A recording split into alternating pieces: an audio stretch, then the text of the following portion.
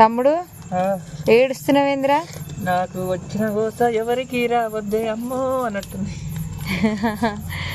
పాపం మా తమ్ముడు ఇంతసేపు కూర కట్ చేసి మళ్ళీ ఉల్లిగడ్డలు కూడా కట్ చేసిండు. ఎందుకంటే ఉల్లిగడ్డలు కట్ చేయడం అంటే నాకు చాలా ఇష్టం అనమాట. అందుకే కట్ చేసిండు అనమాట. ఇంట్లో అట్లనే కవసం ముట్టుకున్నదా ఉల్లిగడ్డలు కూడా కోసిస్తే అయిపోద్ది, తానం చేస్తా, మా అక్కలేం కూర వండుతారు ఇక అని కట్ చేస్తుండే అనమాట. ఇంట్లో ఆడపిల్లలు ఉన్నాక కూడా మా తమ్ముడు చేస్తుండే పని అంటే మేము ఎంత అదృష్టవంతులం. అలాంటి తమ్ముడు ఎవరికైనా ఉంటే మాత్రం కామెంట్ చేయండి. చాలా మందికి ఉంటాడు ఉండాలని కోరుకుంటున్నాను.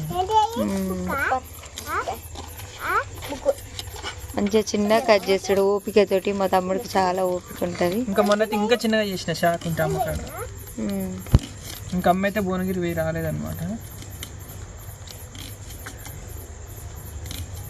మరి మీరేం కూర ప్రిపేర్ చేసుకుంటారు?